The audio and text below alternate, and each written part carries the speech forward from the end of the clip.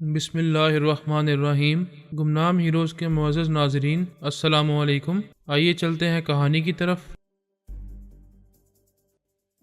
3 قتل کرنے والے اس قاتل نے خوفزدہ لوگوں کو دیکھتے ہوئے کہا، میں اقرار کرتا ہوں کہ ایک قاتل اور بہروپیہ ہوں۔ علی نے مایوس ہو کر اسے دیکھا۔ وہ کہہ رہا تھا، میں رباط میں کار بم دھماکہ کرنے کے بعد فرار ہو رہا تھا کہ پتہ نہیں کس نے مجھے پکڑ لیا، اندر سے جکڑ لیا۔ میں سزا اور موت سے بھاگ نہیں سکوں گا، لہذا خود اپنے ہاتھوں سزا پا رہا ہوں۔ اس نے یہ کہتے ہی ریوالور کو دونوں ہاتھوں سے تھام کر اس کی نال کو اپنی پیشانی سے لگایا اور ٹریگر دبا دیا۔ سائلنسر لگے ہوئے ریوالور سے دبی دبی آواز ابھری اور وہ موت کی تاریکی میں ڈوب گیا۔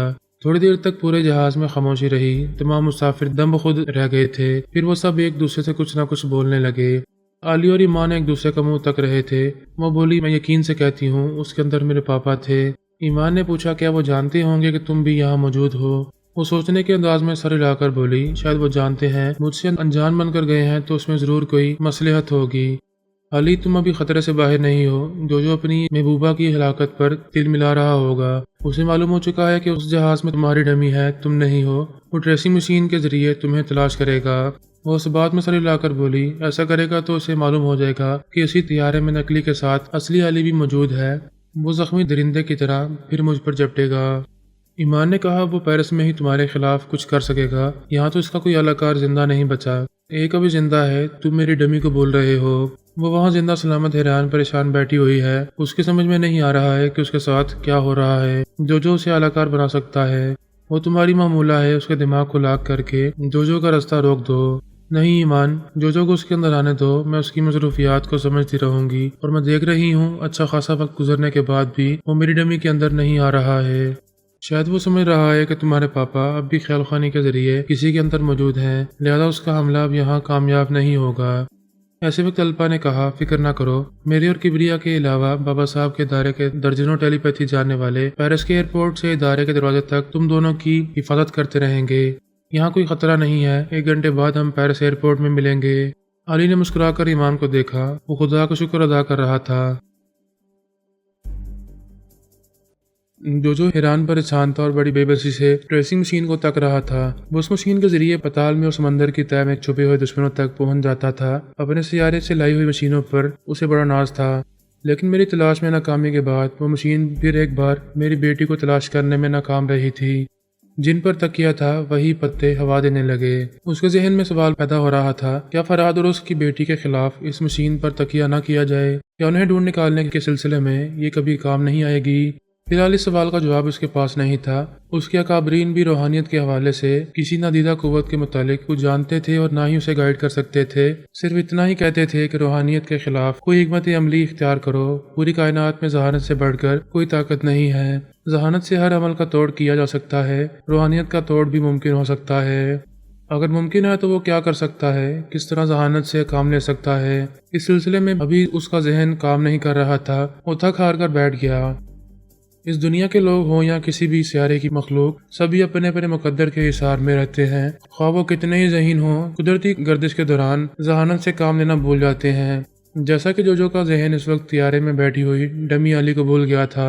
اگر وہ یاد آتی اور وہ اس کے اندر چھپ کر معلومات حاصل کرتا رہتا تو ٹریسنگ مشین کے بغیر علی اور ایمان تک پہنچ جاتا، پھر ان کے پیرس پہنچتے ہی ان پر زبردست حملے کراتا۔ لیکن ذہانت کو سب کچھ سمجھنے والا کچھ نہیں کر پا رہا تھا۔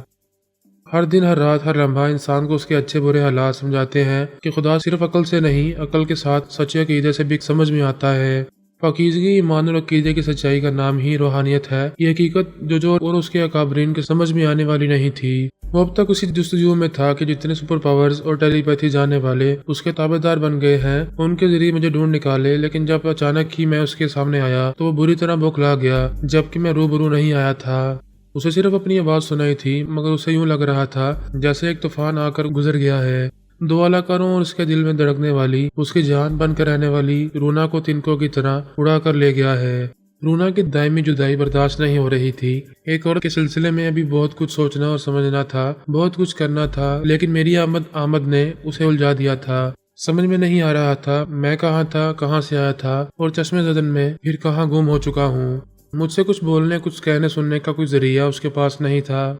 میں نے طیارے میں خیال خوانی کے ذریعے اس سے بہت مختصر سا رابطہ قائم کیا تھا۔ اب اسے اندیشہ تھا کہ کبھی کسی بھی وقت کسی بھی جگہ میں اچانک اس کے روبرو آ سکتا ہوں، لہٰذا اسے اپنی پناہ گاہ سے باہر کھلی فضا میں یا کسی جنگل ویرانے میں بھی نہیں جانا چاہیے۔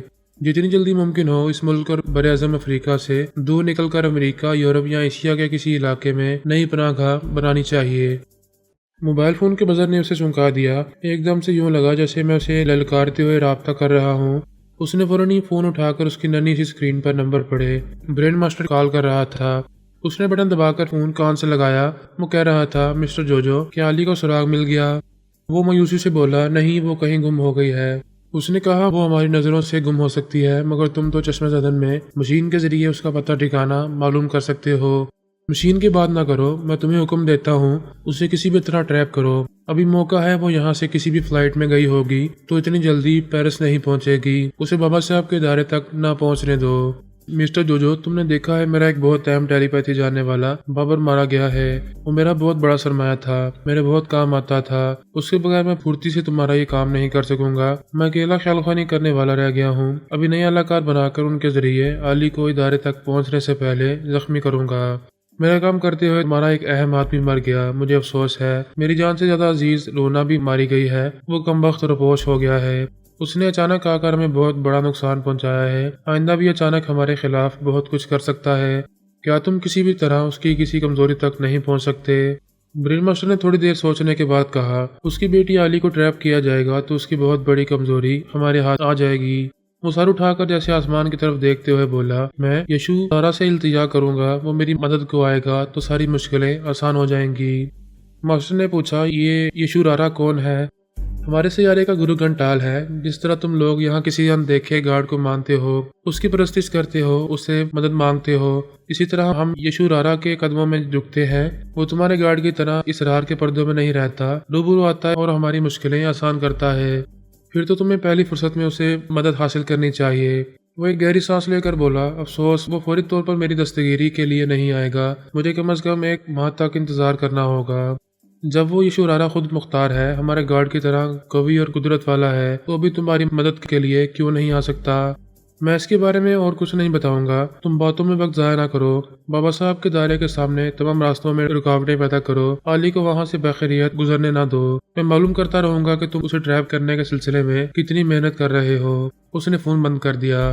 برین ماسٹر کو یشو رارا کے بارے میں مزید کچھ بتانا ضروری نہیں تھا۔ وہ اپنی ریوالونگ چیئر پر بیٹھ کر سوچنے لگا۔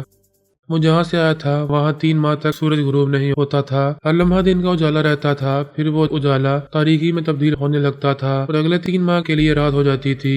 یشو رارا 3 ماہ تک راتیں گزارنے کے لیے کہیں چلا جاتا تھا، کوئی نہیں جانتا تھا کہ وہ کہاں گم ہو جاتا تھا، پھر اچانک واپس آ کر 3 ماہ تک دن کی روشنی میں ان کے ساتھ رہنے لگتا تھا۔ پچھلے 2 ماہ سے وہاں رات تھی، مزید 1 ماہ تک وہ کئی راتیں گزارنے کے بعد واپس آنے والا تھا۔ اسی حساب سے جوجو نے برین ماسٹر سے کہا تھا کہ اس سے مدد حاصل کرنے کے لیے 1 ماہ تک یشو رارا کا انتظار کرنا ہوگا۔ یشو رارا، جوجو اور سیارے کے دیگر اہم مقابرین کے متعلق مجھے بعد میں بہت کچھ معلوم ہوا۔ میں اپنے داستان میں واقعات کا تسلسل قائم رکھنے کے لیے ان تمام معلومات کو بھی قلم بند کر رہا ہوں۔ یشو رارا ایک انتہائی شیطانی ذہن رکھنے والا ڈاکٹر اور سائنسدان تھا۔ جوجو کے پاس جو بھی غیر معمولی کارکردگی دکھانے والی مشینیں تھیں، انہیں اسی سائنسدان نے ایجاد کیا تھا۔ سرجری میں بھی ایسی مہارت حاصل تھی کہ اس نے اپنے ہاتھوں سے اپنے چہرے کی پلاسٹک سرجری کی تھی۔ ناک کے نچلے حصے کو انجیکشن کے ذریعے بے حس کر کے اپنی تھوتنی کو کاٹ کر الگ کر دیا تھا۔ آگے کے تمام دانت بھی الگ ہو گئے تھے، وہاں نئی کھال منڈی گئی تھی۔ آپریشن کی تکمیل کے بعد اس کا چہرہ انسانوں کی طرح ہو گیا تھا، خرگوش کی طرح منہ آگے کو نکلا ہوا نہیں تھا۔ آپریشن کے بعد وہ خوبرو تو نہیں ہوا تھا، لیکن بدصورت بھی نہیں تھا۔ ایسا لگتا تھا کہ ناک کے نیچے سے تھوڑی تک الگ سے دوسرا چہرہ جوڑ دیا گیا ہو۔ اس کی کامیابی یہ تھی کہ وہ عجوبہ نہیں لگتا تھا۔ اس کے بعد سیارے کے تمام مقابرین اس سے التجائیں کر رہے تھے کہ ان کے چہروں کی بھی پلاسٹک سرجری کی جائے۔ اس نے سرجری کا جو معاوضہ طلب کیا وہ یہ تھا کہ ایٹمی تجربات کے لیے زمین سے وافر مقدار میں یورینیم لائی جائے، یا کھیتوں سے اگنے والا اناج اور باغوں میں پکنے والے پھل اس کے لیے لائے جائیں۔ زمین پر رہنے والی حسین و جمیل عورتوں کے لیے وہاں سبھی للچاتے تھے، کیونکہ ان کی عورتیں بدصورت اور بے ڈنگی ہوتی تھی۔ یشو رارا کچھ زیادہ ہی ہوس پرست تھا، ان سے کہتا تھا جو وہاں سے عورتوں کو اغوا کر کے لائے گا اس کے چہرے کی سرجری پہلے کی جائے گی۔ اگرچہ اس دنیا کی عورتیں اس سیارے میں لمبے عرصے تک زندہ نہیں رہ پاتی تھیں، لیکن کچھ دنوں کے لیے ہی صحیح یہ شرارہ ان کے ساتھ رنگین لمحات گزارنا چاہتا تھا۔ بعد میں وہ مر جاتی تو کوئی فرق نہ پڑتا، پھر دوسری آ جاتی۔ یہ شرارہ نجومی نہیں تھا، لیکن اس نے ایسی ہی پیشگوئی کرنے والی ایک مشین ایجاد کی تھی۔ اس مشین سے بھی یہ معلوم ہوتا تھا کہ کس دوا سے کون سی بیماری ہمیشہ کے لیے ختم ہو سکتی ہے۔ وہ اس مشین کے ذریعے لا علاج امراض کا بڑی کامیابی سے علاج کرتا تھا۔ اس کی مشین نے اسے بتایا تھا کہ اس کی موت طبعی نہیں ہوگی، وہ کسی کے ہاتھوں مارا جائے گا۔ اس پیشگوئی کے بعد وہ محتاط رہنے لگا تھا۔ اس کے ساتھ سیکیورٹی گارڈز ہوا کرتے تھے۔ وہ سرجری کے بعد عجوبہ نہیں رہا تھا۔ زمین پر آ کر حسین عورتوں کے ساتھ اپنے دن اپنی راتیں گزار سکتا تھا، لیکن یہ اندیشہ اس پر مسلط رہتا تھا کہ وہ جس کے ہاتھوں قتل ہونے والا ہے وہ زمین کا کوئی باشندہ ہو سکتا ہے۔ جوجو کرانتے ٹریسنگ مشین کے بغیر عارضی طور پر بے دست و پا ہو گیا تھا۔ یہ شرارہ شاید اس کی مشکل آسان کر سکتا تھا۔ اگر وہ ہمارے خلاف کچھ نہ کر پاتا تب بھی یقیناً مشین کی کوئی خرابی دور کر سکتا تھا۔ جو اس کا انتظار کر رہا تھا۔ غم کا پہاڑ ٹوٹ پڑے تو میں نوش غم غلط کرنے کے لیے خوب پیتے ہیں۔ جو کو غم غلط کرنے کے لیے شراب کی نہیں شباب کی ضرورت تھی۔ اس کے اکابرین نے سمجھایا تھا کہ اسے اس دنیا کی عورتوں کے چکر میں نہیں پڑنا چاہیے، اپنی مشینوں اور خیال خوانی کے ذریعے دنیا کی بڑی طاقتوں کو زیر کرنا چاہیے، لیکن عورت اصحاب پر سوار ہو جائے تو پھر مرتے دم تک سواری کرتی ہے۔ اس سیارے والی مخلوق پر بھی یہ شعر صادق آتا تھا، عشق نے غالب نکما کر دیا، ورنہ ہم بھی آدمی تھے کام کے۔ رونا کے عشق نے یا ایک عورت کی تڑپ نے جو کا کھیل بگاڑ دیا تھا۔ وہ اس سے ملنے جنگل میں آتا تھا، وہاں بندروں کے شکاری پیکارڈو کی نظر میں آ گیا تھا۔ پھر بات بڑھتے بڑھتے رونا کی موت پر ختم ہوئی تھی۔ اس کے بعد اب ایک نئی عورت کی طلب اس کے اندر شور مچانے لگی تھی۔ صرف وہی نہیں، سیارے کے تمام باشندے عورتوں کے بھوکے تھے۔ سانس لینے کے بعد ان کی دوسری ہے ضرورت عورت تھی۔ وہ کچھ کھائے پیے بغیر 50 گھنٹے زندہ رہ سکتے تھے، لیکن عورت کے بغیر 15 گھنٹے نہیں گزار سکتے تھے۔ وہ مختلف چینلز کے ذریعے حسن و شباب کا نشہ دلکھاتی ہوئی عورتوں کو دیکھ کر للچاتے تھے۔ جیسا کہ پہلے بیان کیا جا چکا ہے، وہ زمین سے کئی عورتوں کو اغوا کر کے اپنے سیارے پر لے گئے تھے، لیکن وہ بیچاریاں وہاں کی آب و ہوا میں زیادہ دنوں تک زندہ نہیں رہ سکی تھی۔ اب یہی صورت رہ گئی تھی کہ وہ ہماری دنیا میں آ کر عورتوں کے ساتھ رہا کریں، مگر یہاں کی عورتیں اپنے مردوں کے مقابلے میں ان خرگوش نما لوگوں کو پسند نہ کرتی۔ وہ زمین کے حکمران بن کر یہاں کے شہزادوں کو مات دے کر عورتوں کو جبراً حاصل کر سکتے تھے۔ انہیں امید تھی کہ جو کرانتے جلد ہی زمین پر اپنے قدم جما کر ان سب کے لیے وہاں کی راہیں ہموار کر لے گا۔ وہ جتنی تیزی سے کامیابیاں حاصل کر رہا تھا، اس کے پیش نظر یقین ہو رہا تھا کہ وہ جلد ہی سیارے سے زمین پر اتر آئیں گے۔ پھر پھولوں کی طرح کھلنے اور خوشبو لٹانے والی عرضی حسینائیں ان کے گلے کا ہار بن جائیں گی۔ لیکن مجھے ٹریپ کرنے اور ہلاک کرنے کے سلسلے میں جو کی ناکامی انہیں سمجھانے لگی کہ یہ عرضی دنیا تارنے والا نہیں ہے۔ وہ اسے اپنے حلق سے اتارنا چاہیں گے تو یہ گلے کی ہڈی کی طرح اٹک جائے گی۔ ان کی سب سے بڑی مجبوری یہ تھی کہ سیارے میں ان کی تعداد 5 لاکھ سے زیادہ نہیں تھی، جبکہ زمین پر لوگ اربوں کی تعداد میں تھے۔ سیارے کے سبھی افراد جو کی طرح سائنس اور ٹیکنالوجی میں مہارت نہیں رکھتے تھے۔ ان کے چند ایک اکابرین ٹیلی پیتھی جانتے تھے۔ مختصر یہ کہ وہ کھل کر دنیا والوں سے جنگ نہیں لڑ سکتے تھے، روپوش رہ کر ہی یہاں کی بڑی طاقتوں کو زیر کر سکتے تھے، جیسا کہ جو کر رہا تھا۔ اس نے برین ماسٹر اور امریکہ اور یورپ کے اکابرین کو کسی حد تک اپنا تابع دار بنا لیا تھا، لیکن ابھی ان پر گرفت مضبوط نہیں ہوئی تھی۔ اس سلسلے میں جو اور اس کے اکابرین کے درمیان مذاکرات ہوتے رہتے تھے۔ وہ سمجھ گئے تھے کہ روحانی قوتوں سے ٹکراؤ شروع ہو چکا ہے، لہٰذا جو کی مدد کے لیے چند ٹیلی پیتھی جاننے والے اکابرین کو زمین پر جانا چاہیے۔ زمین پر حسن بھی ہے اور کشش بھی ہے، لیکن یہ ناقابل برداشت پابندی تھی کہ وہاں زیر زمین چھپ کر رہنا پڑتا تھا۔ وہ دنیا والوں کی نظروں میں آ کر عجوبہ کہلانا اور تماشا بننا نہیں چاہتے تھے۔ یہ بید کھل چکا تھا کہ جو کسی سیارے سے آیا ہے خطرناک ہے، لہذا اس کی طرح خرگوش جیسی تھوتنی والا جو بھی دکھائی دے گا اسے دنیا والے مار ڈالنے کی کوششیں کریں گے۔ ان کے سامنے بس یہی ایک راستہ تھا کہ وہ زمین پر پہنچ کر جو کی طرح چھپ کر رہیں یا معاوضے کے طور پر یہ شرارہ کے مطالبات پورے کریں اور چہروں کی پلاسٹک سرجری کرانے کے بعد ہماری دنیا میں آئیں، پھر حسین عورتوں کے ساتھ وقت بھی گزاریں اور اس دنیا پر قبضہ جمانے کے لیے اپنے منصوبوں پر عمل بھی کرتے رہیں۔ میں نے تقریباً 2 ماہ تک عجیب زندگی گزاری تھی۔ میں زندہ تھا مگر جیسے مر چکا تھا، اپنے آپ کو بھول کر اس دنیا سے خود کو گم کر چکا تھا۔ ایک جوگی کی طرح نگری دوارے جا رہا تھا، نہ رہنے کا ٹھکانہ تھا نہ کھانے کی فکر۔ یہ عبرت کا مقام تھا کہ تقدیر بگڑتی ہے تو حالات بگڑ جاتے ہیں، بڑے بڑے بادشاہ اور شاہزور در کے بھکاری بن جاتے ہیں۔ خدا کا لاکھ شکر ہے کہ میں نے بھیک نہیں مانگی۔ جب بھوک لگتی تھی تو من پسند کھانا کسی نہ کسی بندے کے ذریعے مجھ تک پہنچ جاتا تھا۔ رات ہوتی تھی تو کوئی نہ کوئی آ کر میرا ہاتھ تھام لیتا تھا، اپنی 4 دیواری کے اندر مجھے اپنے بستر پر چھوڑ جاتا تھا۔ दरअसल जनाब अली असदुल्लाह तबरेज़ी ने आमना को हिदायत की थी और रूहानी टेलीपैथी के जरिए मेरे अंदर मौजूद रहा करती थी। मैंने कभी उसकी मौजूदगी महसूस नहीं की। इन हालात में मेरी याददाश्त को गुम करना और मेरी शख्सियत को तब्दील कर देना लाजमी था। जो वक्तन फ़वक्तन ट्रेसिंग मशीन के जरिए मुझे तलाश कर रहा था। चूंकि जनाब तबरेज़ी मेरी निगरानी कर रहे थे, आमना भी मेरे अंदर मौजूद रहती थी, इसलिए मशीन का वो सुर्ख नुक्ता मुझ तक पहुंच नहीं पाता था। मेरे लिए दिफाई तरीका अख्तियार किया गया था। जो पर जवाबी हमला नहीं किया जा रहा था। वो रूहानियत के हामिल कुदरती कवानीन के पाबंद रहते थे। उनके इल्म में यह बात थी कि सियारे से एक ताकत का आना कुदरत की मंशा है। जो के अलावा दूसरी मनफी कुव्वतें हमारी दुनिया में ताकत का मुजाहरा करती रहेंगी और हमारी जहनी सलाहितों और रूहानी कुव्वतों को ललकारती रहेंगी।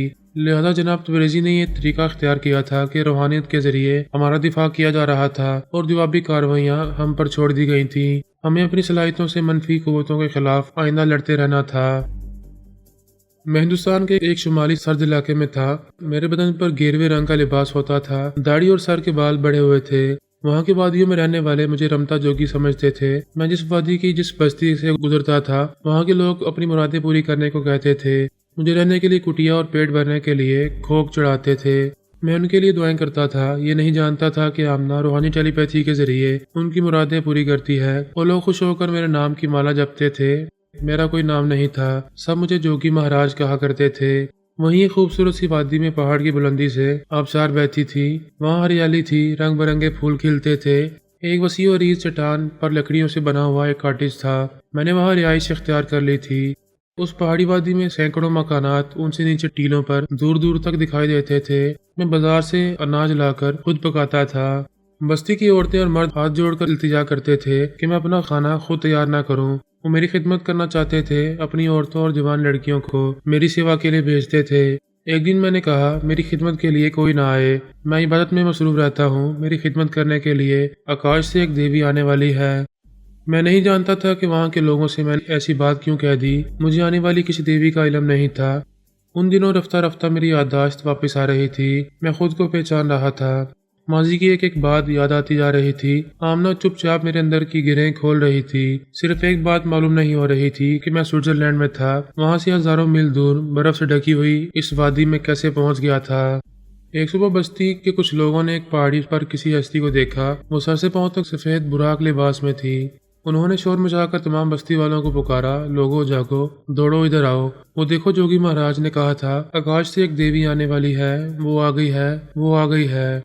मैंने कॉटेज से बाहर आकर देखा। वो पहाड़ी से उतरती आ रही थी। बस्ती की औरतें, मर्द, बच्चे और बूढ़े बड़ी अकीदत से हाथ जोड़ रहे थे, सर झुका रहे थे और हैरानी से देख रहे थे। वो देवी 10 या 11 वर्ष की बच्ची थी। अगरचे कद्दावर थी मगर चेहरे से बुजुर्गी नहीं झलकती थी। सरता पा मासूमियत का मुजस्मा थी। जब वो करीब आई तो मैं खुशी से खिल गया। अपने दोनों बाजू फैला दिए। वो दौड़ती हुई आकर मुझसे लिपट गई। वो मेरी जान, मेरी पोती अनुषा थी। मैंने बस्ती वालों को मुखातिब किया, लोगों, मैंने कहा था आकाश से एक देवी उतर कर आने वाली है। तुम सब देख रहे हो, ये आ चुकी है। ये आसमान की बेटी है। आज से हमारी तुम्हारी सबकी बेटी बनकर रहेगी। वो सब अकीदत और एहतराम से अनुषा के आगे झुकने लगे।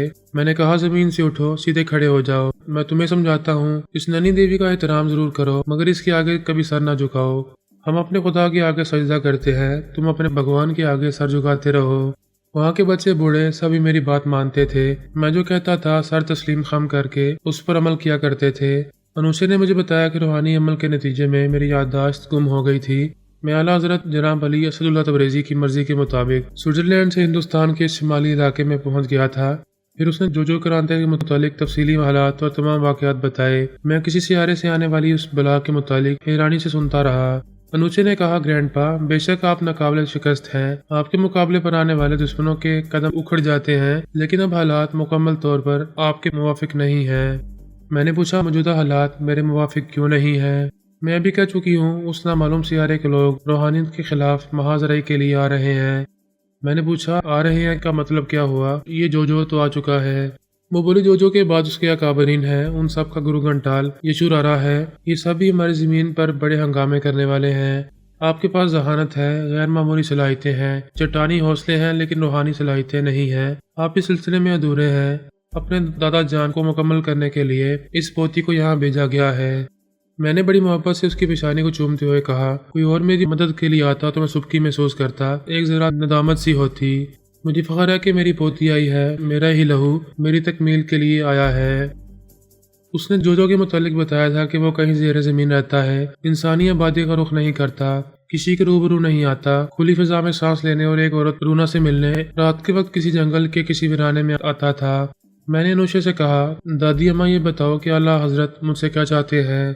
وہ بولی، انہوں نے اس سلسلے میں کچھ نہیں کہا، آپ بہتر سمجھ سکتے ہیں کہ موجودہ حالات میں آپ کو کیا کرنا چاہیے۔ وہ میرے سامنے سے اٹھ کر کچن کا کام سنبھالنے چلی گئی۔ میں اپنے آگے بچھی ہوئی شطرنج کی نئی بساط پر غور کرنے لگا۔ ایک نیا اور خطرناک شاطر بڑی تیزی اور کامیابی سے اپنی چالیں چل رہا تھا۔ وہ امریکہ اور یورپ کے اکابرین کو اپنے زیر اثر لے آیا تھا۔ جس برین ماسٹر کی خفیہ پناہ گاہ تک میں کبھی پہنچ نہیں پایا تھا، وہ وہاں پہنچ کر اسے بھی اپنا تابعدار بنا چکا تھا۔ میں نے تسلیم کیا جو بہت زیادہ شاطر تھا مگر ذہین نہیں تھا۔ وہ اپنی ذہانت سے نہیں، صرف ٹیلی پیتھی اور غیر معمولی مشینوں کے ذریعے کامیابیاں حاصل کر رہا تھا۔ بڑے خلوص اور فخر سے یہ کہتا تھا کہ کسی بھی تابعدار پر ترمیمی عمل کر کے اسے اپنا معمول بنانا ضروری نہیں ہے، وہ جب چاہے گا مشینوں کے ذریعے غداری کرنے والے تابعداروں کی شہرت تک پہنچ جایا کرے گا۔ میں فی الوقت اس کے اسی خلوص اور اس خوش فہمی سے فائدہ اٹھا سکتا تھا۔ میں نے سوچا اگر میں اس کے زیر اثر آنے والے تمام اکابرین پر باری باری ترمیمی عمل کرتا رہوں، ان کے دماغوں کو لاگ کر کے ان سب کو اس سے چھینتا رہوں، تو اس کا رد عمل کیا ہوگا؟ سیدھی سی بات سمجھ میں آنے والی تھی کہ پھر جو خیال خانی کے ذریعے ان کے اندر پہنچ نہ پاتا، لیکن وہ ہزار پردوں اور فولادی قلعوں میں جا کر چھپ جاتے، تب بھی وہ ٹریسنگ مشین کے ذریعے ان کا سراغ لگا لیتا، خفیہ پناہ گاہوں پر حملے کرتا اور اس کے بیوی بچوں کو عذاب میں مبتلا کر دیتا۔ ان حالات میں وہ مجبور ہو کر اپنی پناہ گاہوں سے نکل کر اس کے آگے پھر گھٹنے ٹیک دیتے۔ میری ایسی کارروائی نتیجہ خیز نہ ہوتی۔ میں نے دوسرے پہلوؤں پر غور کیا۔